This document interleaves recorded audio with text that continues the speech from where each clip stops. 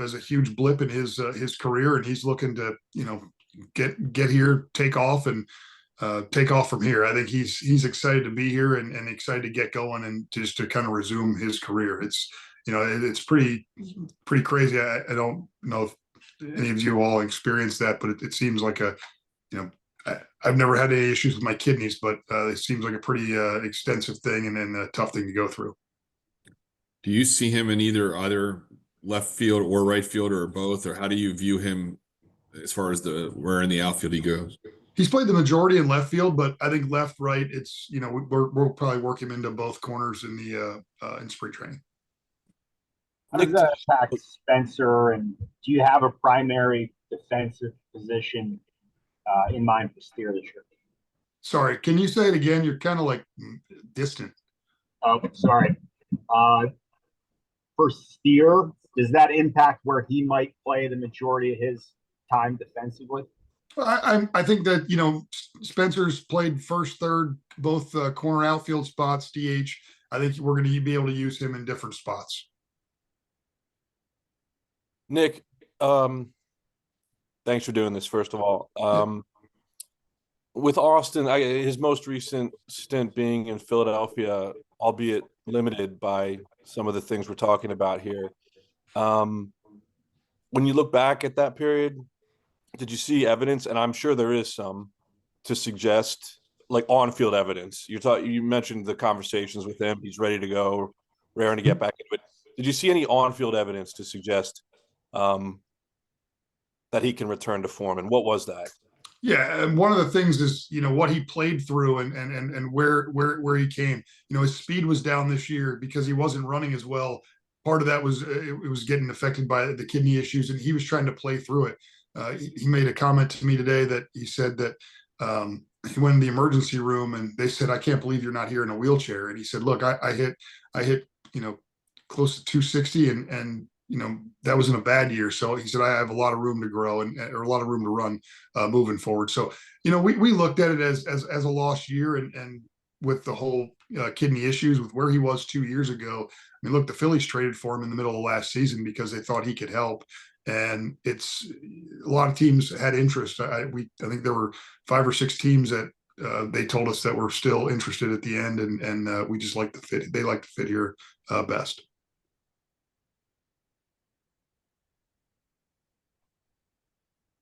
You guys, there's a story out today about you guys. We're talking to Chicago about Luis Robert.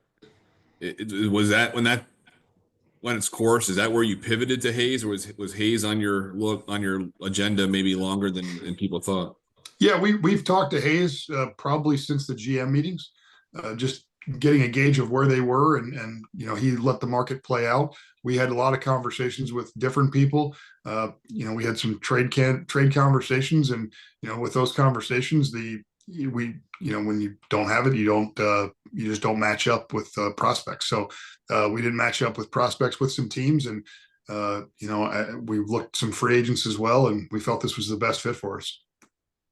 You say did match up with prospects. Obviously, in Robert's case, there was a lot of money there on the books if you were to acquire him.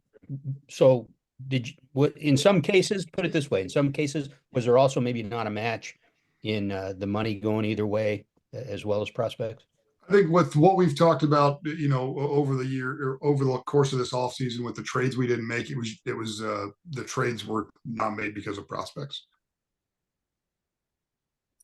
You guys added, looks like 3 guys on minor league deals, including 2 familiar faces in Jibo and Miley. Are you able to talk about those guys and bringing those guys in?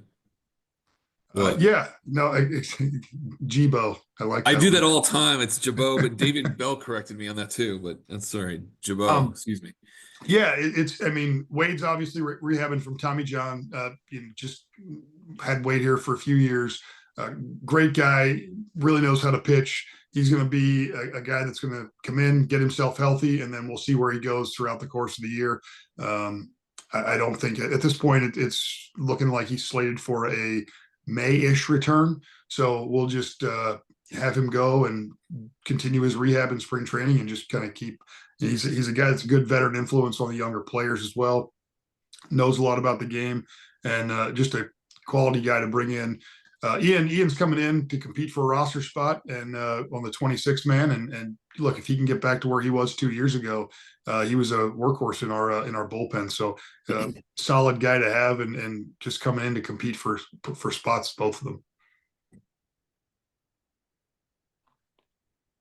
Nick, taking the two moves, this is a little bit of a different version of a question I asked you last night. Now that the Hayes, we can talk openly about Hayes, but just wondering, taking those two moves together at this stage in the off season, how do you think you have flexibility to do anything else? And I know I get last night that you said you're always trying to make improvements, right? Something could appear on the horizon unexpectedly as well, but just wondering how much flexibility there might still be to get anything else over the line. Not as much as we had yesterday. So, no, I think we're probably in a spot where, this is your team going to camp, and, if we make another move, then it's going to have to be something we discuss internally. But I think, look, you're always looking to make some moves. I'd love to bring, a couple more NRIs in just to compete for spots. I think the competition's really good. You're always looking to some ways to make your club better. And I this is no different, it's probably don't have as much flexibility as obviously didn't as you did last week, but I think there's some to add some NRIs and see what happens. On that point, what does that mean for the trade deadline? I don't know how you guys typically do your book. Do things change as the year goes on, depending on circumstances? Yeah, I think it always changes. If revenue's up, then you have more money, and I think that's what you're looking at. Hopefully get off to a good start, and like we did in 23, and have some dry powder in the in middle of season. Encarnacion Strand looks like he's really been getting after it. Anything that you've picked up heading into camp, how he looks and feels physically? Yeah, I talked to J.R. House today actually about him. He said that he looked great, really determined to get going. He was really excited about where he was. Obviously, he's JR lives in Phoenix, and Christian's at the complex. So I haven't seen him myself, but excited about the reports that where he is and what he's working, how hard he's working.